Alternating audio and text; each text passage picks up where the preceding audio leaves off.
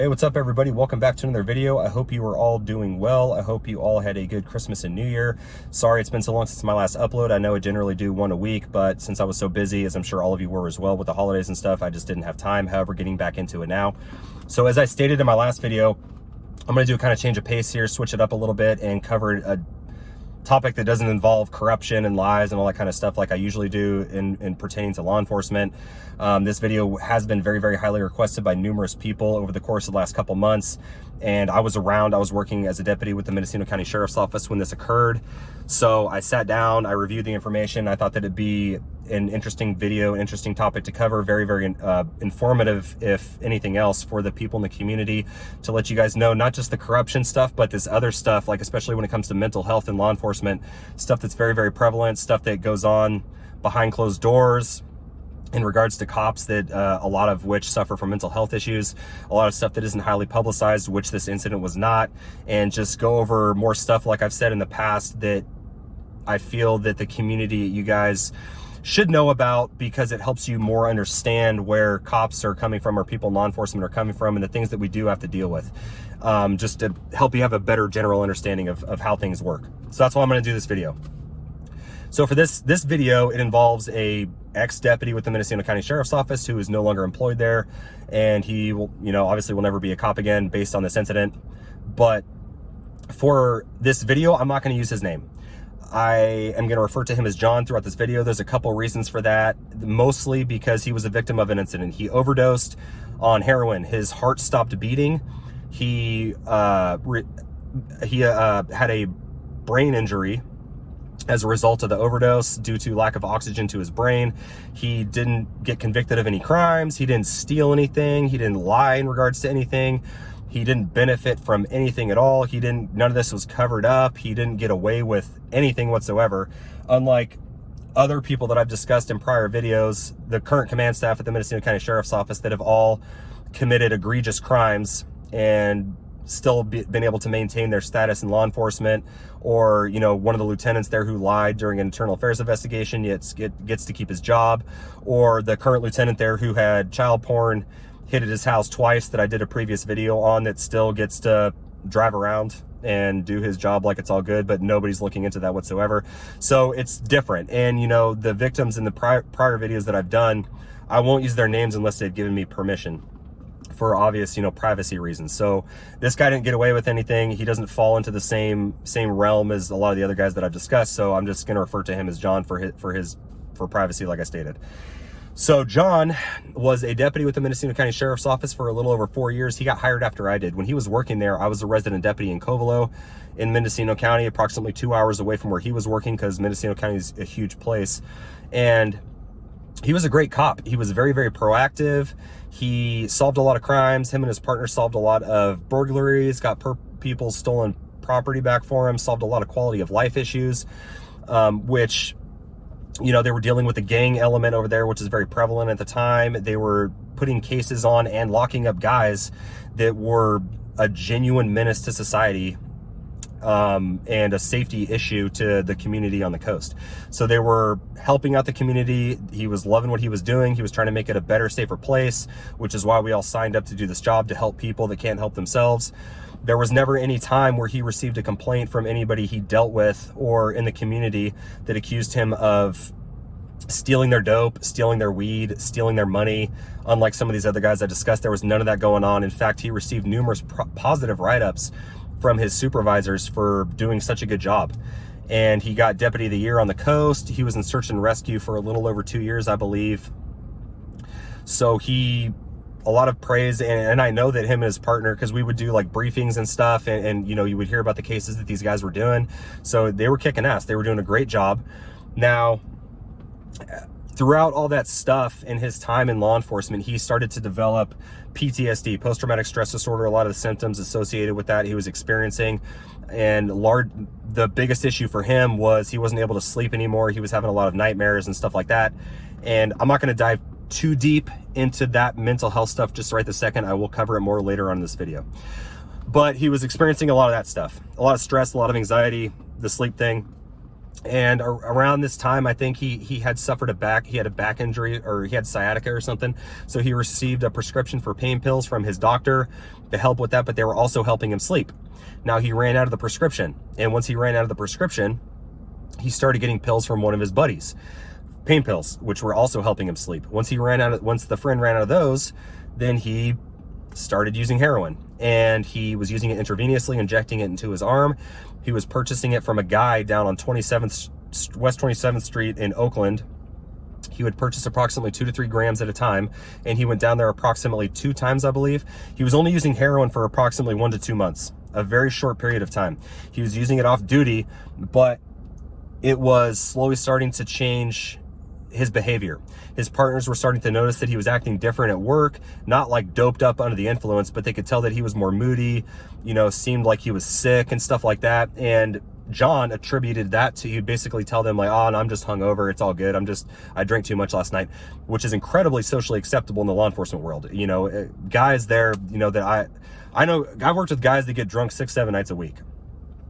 So everyone has their own vices. I'll talk about that more later too, but he would play it off like that. Like, no, I'm just hungover, I'm sorry. So 1 to 2 months he was using heroin now to help sleep and deal with these issues. He tried to see a therapist, but our insurance there was garbage at the time. And the nearest therapist that would accept it was down in Santa Rosa, Sonoma County, over 2 hours away. Also during this time, we were working pretty much every day nonstop for like 2-3 weeks at a time based on the staffing levels there, because the retention issue was horrible due to the command staff creating such a toxic, stressful work environment. So a lot of people were leaving. A lot of people also didn't want to be cops anymore, especially in the state of California. A lot of contributing factors to that.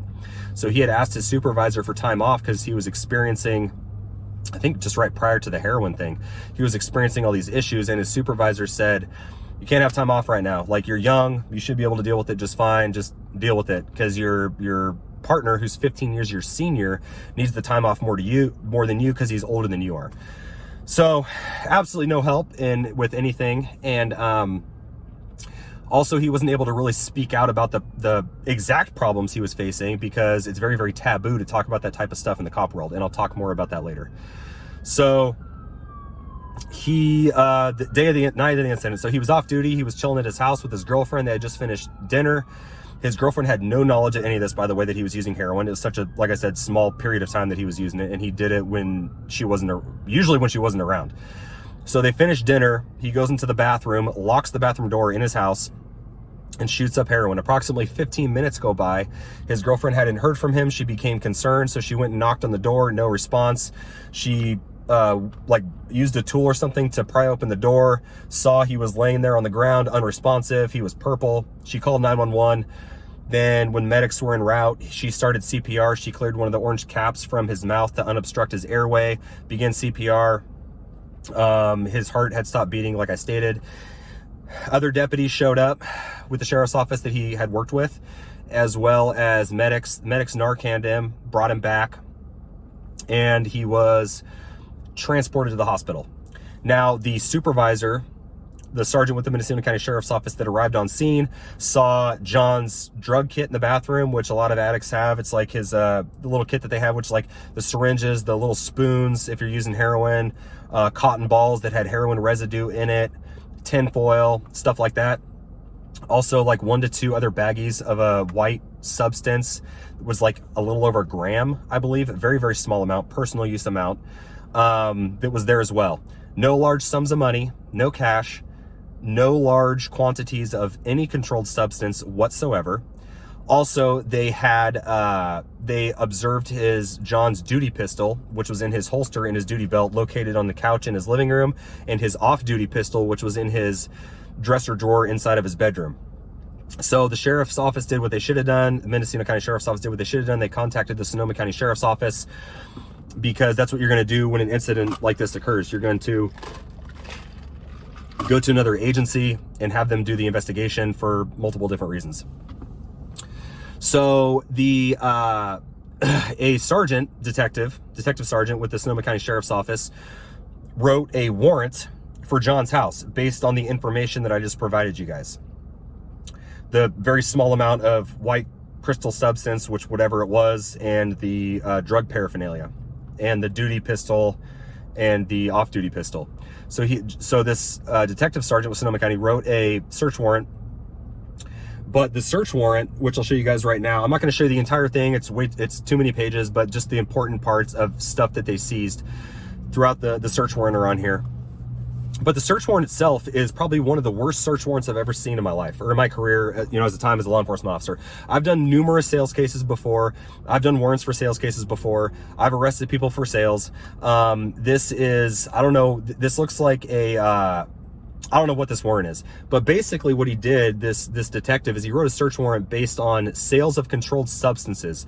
That was his probable cause based on, and I don't know how he got that from what that sergeant told him, because the sergeant that was on scene said, no, he has some cotton balls that have like some residue in it, a small little baggie of a white controlled substance possibly, and his duty pistols. There was no, in sales cases, you need like I said, large quantities of money, pay-and-o sheets, large quantities of controlled substance, numerous baggies, empty baggies, that's something that you can articulate that is sales. So in the warrant itself, there was zero articulation for any of that.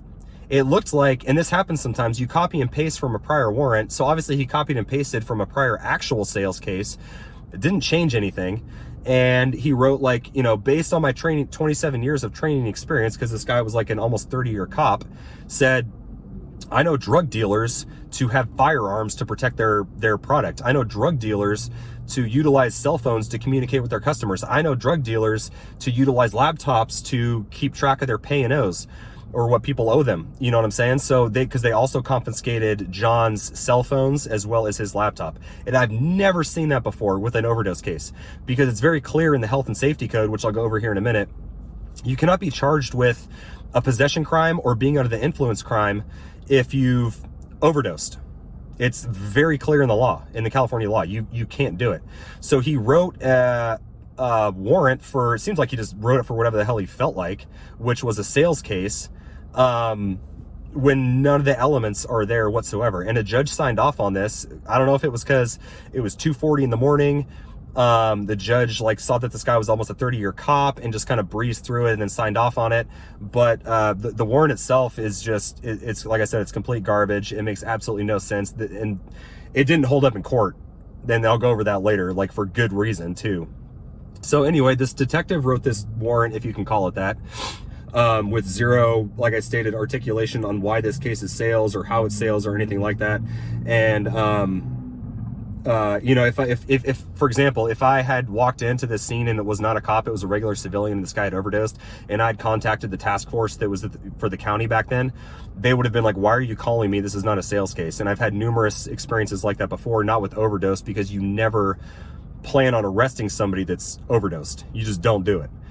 So anyway, they wrote this warrant also during the warrant, so they recovered, the drug paraphernalia, which I stated, syringes, spoon, tinfoil, a couple cotton balls that had heroin residue in it. They also located 4 little baggies. Each contained a white substance less than like 1.5 grams each. Each of those substances were research chemicals. A research chemical is basically a legal, not illegal, a legal derivative of an actual controlled substance where its chemical makeup has been altered or changed. It's not FDA approved, but it's not on the controlled substance sheet for the feds, and it's not against state law or anything like that. And basically what he was using these research chemicals for, which you can obtain online and stuff like that, was for to help him sleep and to help with anxiety and stress and stuff like that, because he was trying anything he could prior to utilizing the heroin. They also found a 12-step book in his house, you know, for addicts, because he knew he had a problem, obviously, and obviously his duty weapons and stuff like that. Now, there was a lot of bad rumors going on at the time at the sheriff's office that John had large quantities of controlled substance. He was obviously selling, and that's why a lot of guys probably didn't want to talk to him and treated him like crap, which I'll talk about later too. But that wasn't the case. It's very clear in the warrant itself what was obtained and what was not. There were zero sales. There was nothing above 1.5 grams of anything. And so there was no sales aspect whatsoever. Also, they did a search of his patrol vehicle, which was in his driveway, and they located a syringe near the spare tire that had methamphetamine in it. The detective drove his patrol car, John's patrol car, to the substation of Fort Bragg and searched it there, located that syringe. It was not in an evidence bag or anything like that. Then they went to the hospital where after they collected all their evidence, then they went to the hospital where John was located. He had just been revived. You know, he was in the ER in ICU, and he was being guarded by a deputy with the Mendocino County Sheriff's Office who was under strict order not to let anybody in or out. So another deputy that no longer works for the Sheriff's Office, the Mendocino County Sheriff's Office either,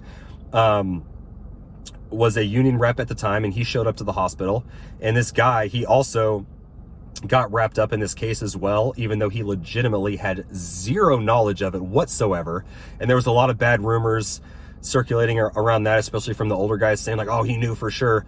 He didn't know. He didn't know at all. And it's proven documentation. I'm not going to get into it in this video. I'll talk about it in another video, but he got totally screwed over by the admin there at the sheriff's office. And he was also a great cop. Anyway, so this guy shows up as the union rep and tells this guy guarding the door, like, hey dude, like John needs legal representation if he's going to be interviewed by these detectives.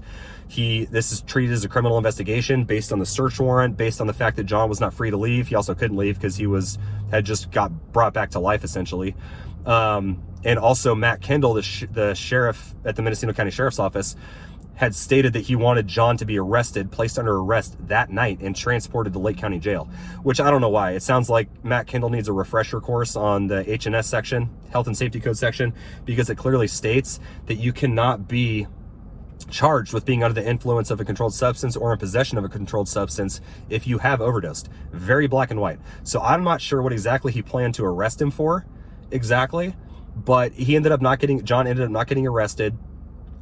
And I don't know if that's because somebody talked Matt Kendall out of that horrible idea, or if the med clearance was just going to take way too long because John was in the hospital for 3 days. So anyway, so the guard that's guarding John told the other deputy, no, you cannot come in here, and I don't care if he needs legal representation. I was told that nobody can come in aside from the detectives from Sonoma County.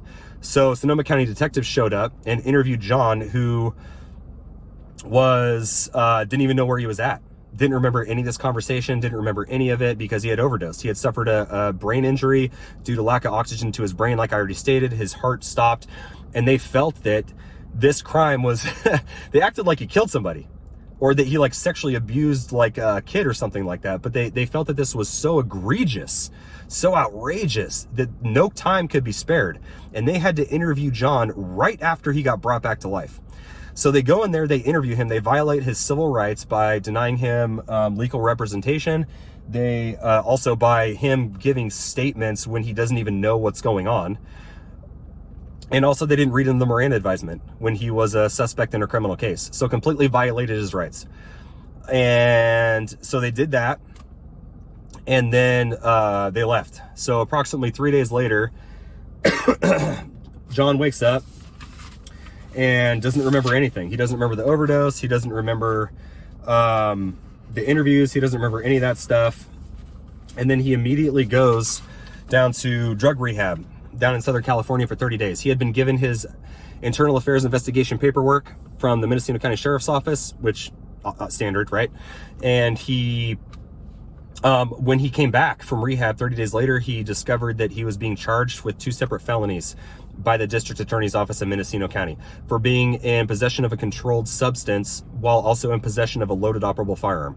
So they're stating, based on the heroin residue that he had in the cotton balls and the meth that was in the syringe located in his patrol vehicle, along with his duty pistol being loaded and operable in his living room and his off-duty pistol being loaded and operable in his bedroom, he was in violation of 2 separate felonies, 2 separate counts of that, of 11370.1 of the Health and Safety Code, which I've also done multiple of those cases before. And that's not how that works. But anyway, I'll get into that in a second. So he starts to go through the court process, which is approximately 6 to 8 months long. At this time, everyone that worked with him, all of his partners, people thought that he was friends, treated him like shit. I saw it firsthand. They acted like he was some sort of monster. Like I stated, like he had actually murdered somebody or he had sexually violated a child. It was honestly that same type of stigma in how people were treating him. I went to one of the initial preliminary hearings, and people in the courthouse, people would walk by, say what's up to me, completely ignored this dude altogether. it was pretty shitty. And also this time he got fired because he should have been fired. Obviously you're not going to be a cop anymore once you do something like that. His girlfriend broke up with him. He lost his place, his residence. He had to move way out of county back home with his parents, where he began during this time to go to school and started to go to counseling and stuff like that. He realized he wasn't going to be in law enforcement anymore ever, and he created a new career path for himself, maintaining a 4.0 GPA and starting to better his life. So long story short, this went to court. This is going to run up to like another 10 minutes, guys. I'm sorry.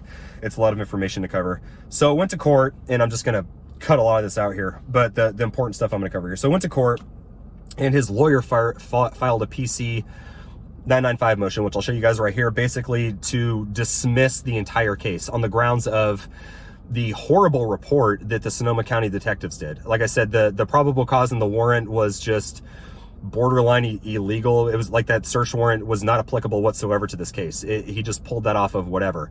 Also, the fact that the methamphetamine in his syringe, the detectives did such a bad report that they didn't state who found the methamphetamine in his car. They didn't state what date they found it. They didn't state what time they found it. They didn't state how long it had been in his patrol vehicle. And a lot of times we swap out patrol vehicles with other people. So it's like, how long has that been there? Also, you know, sometimes that happens. Like we get syringes or stuff from cases, and syringes you don't book into evidence anyway. Even if it has a little bit of meth in it, you're going to throw that in a sharps container or whatever. So I don't know the circumstances behind that, but they did a horrible sloppy job proving any of that point. Also, like I stated multiple times already, the Health and Safety Code 11376.5 H&S states that you shall not be charged with a crime, or it shall not be a crime to be under the influence of a controlled substance or in possession of a controlled substance if you've overdosed. Very clear in that section. So the additional element, or of being in possession of a controlled operable firearm while in possession of a controlled substance can't exist, because you've removed the fact that you legally cannot be charged with being under the influence or in possession of a controlled substance if you've overdosed. So they stated that as well. And the also, when it comes to cases like that, which like I said, I've done multiple cases like that. If you're in possession of like methamphetamine or heroin or something like that, you have to have access. The firearm has to be in close proximity to you, and it has to be, readily accessed for basically immediate offensive or defensive action. Like for example, you have a bag of dope in your pocket and you have a loaded pistol in your waistband, or you're driving around, you have it under your driver's seat or whatever. It's not intended, it has to be in some sort of close proximity to you where you can be a potential danger to other people in the community and affect other people's safety. It was not intended to mean that if you've overdosed and you've died basically behind a locked bathroom door in your own home, that you should be arrested because your duty pistol for work is out in your living room on your own couch.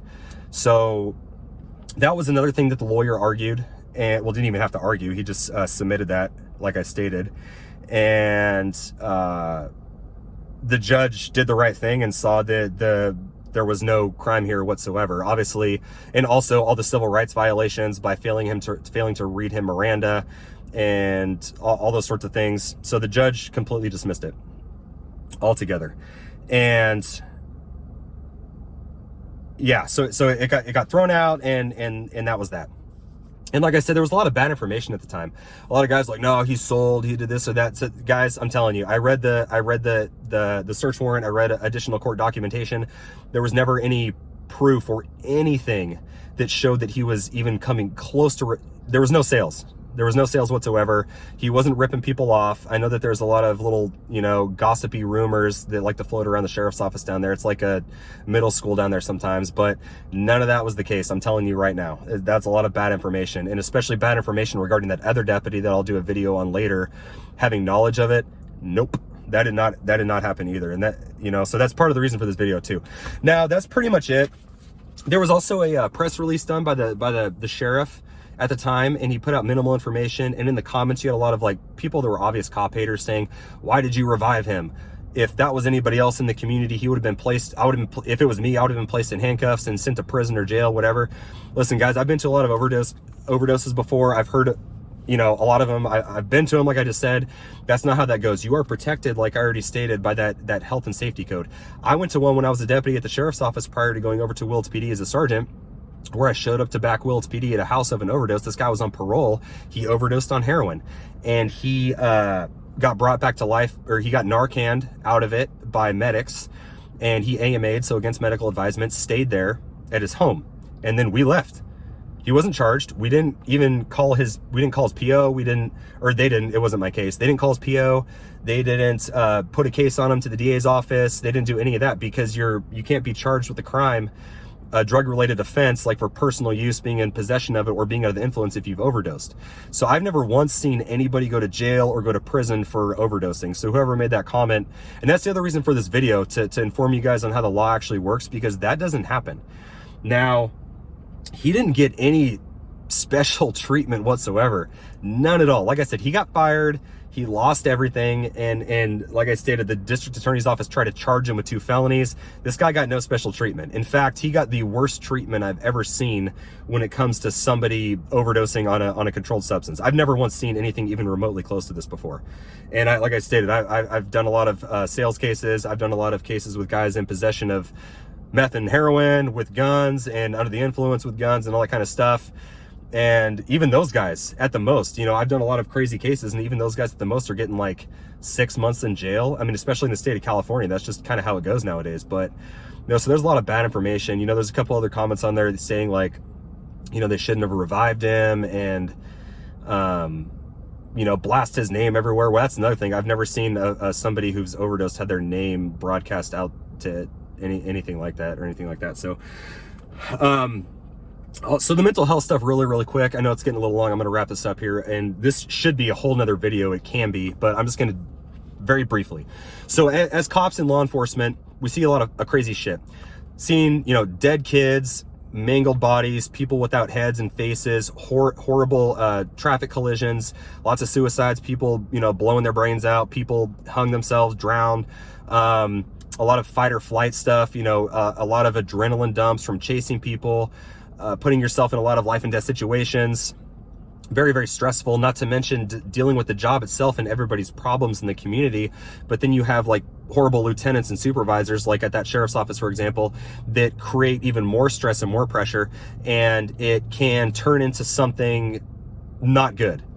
Now, I've worked with probably close to 10 guys that have suffered from mental health issues based on job related stuff, that have all gone to see therapists, and all of them had people talk shit about them.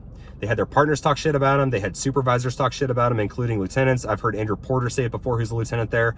The guys are pussies for one guy in particular for going and seeking help, because it's like, well, how can that affect him? That wouldn't affect me. Like, why is that such a big deal? Why does he need to take time off of work and force other people on overtime so that he can deal with this issue? A lot of times they would think that they were faking it, which I have a video I'm going to do probably. Well, I'll have one of my buddies on later on that had happened to him. So that somebody thought he was faking it when he wasn't. So it's very taboo. It's very looked down upon for cops at all to get help whatsoever. So like I stated, the vast majority say that nothing bothers them, and they get drunk 6 or 7 nights a week. Some of them take pills. I don't know any that use heroin or dope or anything like that aside from this instance. But the alcohol stuff, it's very socially acceptable. Like, oh, that's cool, bro. You drink, you know, you get drunk all the time. That's nice. You know, they go home and they drink half a bottle of Jameson or whatever, and that's all good. But that just creates more problems. It can lead to domestic violence stuff, which happens, drunk driving, which happens. But like I stated, way more socially acceptable. Now, the mental health aspect in law enforcement, like I stated, very prevalent. There's a lot of cops on the street right now that are on antidepressants, they're on anti-anxiety meds.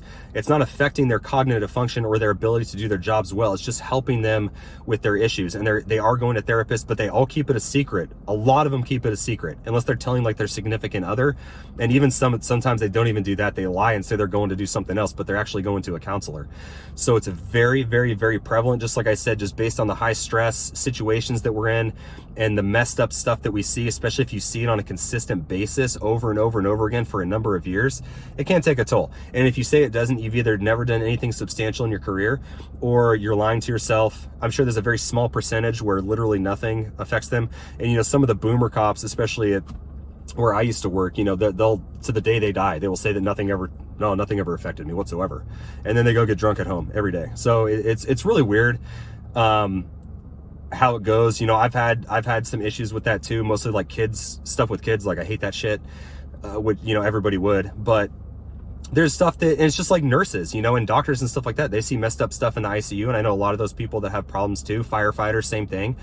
So it's a very big issue, and like I stated, but it's very taboo, because you're supposed to be Mr. Type A macho guy as a cop, but you're going to see a therapist. Like, how, you know, how manly is that? So a lot of guys just don't even do it. But like I said, I'm gonna cut it off here. It's gone too long. That could be a whole nother video. So like I said, I'm not condoning what this guy did. I never would have done heroin or anything like that.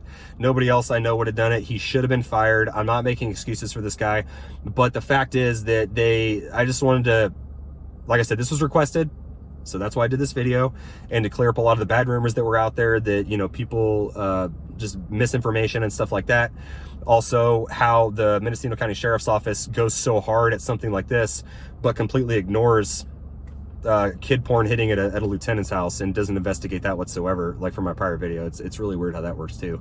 But I'm gonna wrap it up here, guys. That's gonna be pretty much it. My next video, I don't know if I'm gonna do it this coming up Friday or the following Friday. It might be a couple weeks, because if it's the video I'm thinking about doing, it's gonna take some time to gather information. A lot of time and work and effort goes into these videos, like in terms of compiling information, emails, calling people and stuff like that. So yeah, so it might be a couple weeks. Anyway, I'm gonna cut it off here. If you stuck around, thanks for watching, and I'll see you guys in the next one. Take care.